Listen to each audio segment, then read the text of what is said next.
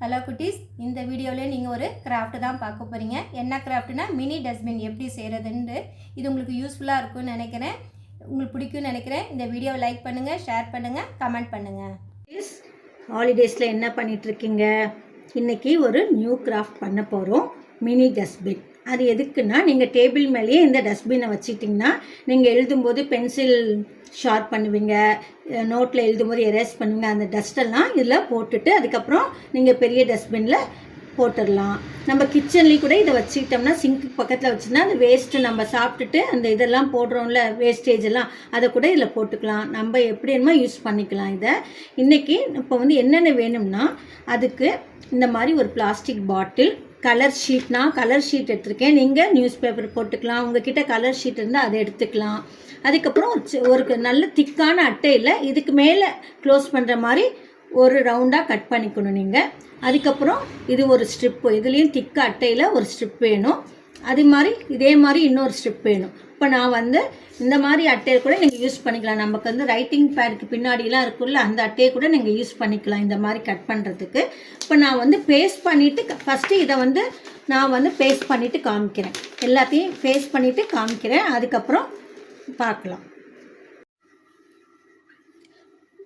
இப்போது நான் இந்த கலர் பேப்பரை இந்த மாதிரி ஸ்டிக் பண்ணி வச்சுருக்கேன். செல்லோ டேப் போட்டிருக்கேன். நீங்கள் கம் போட்டு கூட எந்த பேப்பர் வேணால் யூஸ் பண்ணி இப்படி ஒட்டிக்கலாம். அதுக்கப்புறம் ரவுண்டாக ஒரு சர்க்கிள் காட்டினேன், அதில் இந்த கலர் ஷீட்டை ஒட்டியிருக்கேன். அதுக்கப்புறமா இந்த மாதிரி ஒரு ஸ்ட்ரிப் வேணும். இப்போ நம்ம என்ன பண்ணணும்னா, இது மேலே வச்சுட்டு இதை கம் போட்டு இதை ஒட்டணும்.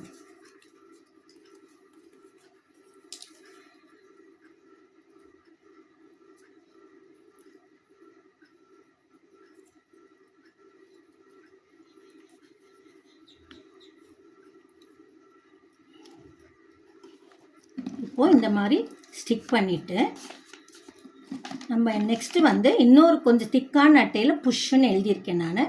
அதை இது மேலே வச்சிடணும், இது மேலே ஒட்டணும்.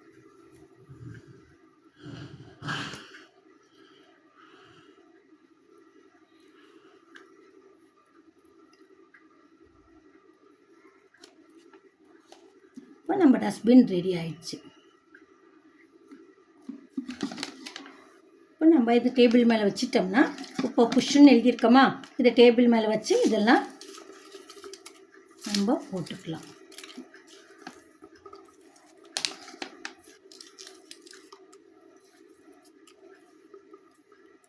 க்ளோஸ் பண்ணிக்கலாம். அப்புறம் நம்ம பெரிய டஸ்ட்பினில் போய் எடுத்து போட்டுக்கலாம். குட்டீஸ், இது இந்த டஸ்ட்பின், மினி டஸ்ட்பின் எப்படி இருக்குதுன்னு சொல்லுங்கள். நம்ம கிச்சனில் இந்த இதெல்லாம் கூட ஒட்டாமல் இந்த பிளாஸ்டிக் டப்பா மட்டும் போட்டு மேலே அந்த பிளாஸ்டிக் மூடியை கட் பண்ணிவிட்டு இந்த மாதிரி வச்சோம்னா கூட நம்ம வேஸ்டேஜை போட்டுக்க ஈஸியாக இருக்கும். நம்ம மினி டஸ்ட்பின் ரெடி ஆயிடுச்சு. இது டேபிள் மேலே வச்சுக்கோங்க குட்டீஸ். தேங்க்யூ.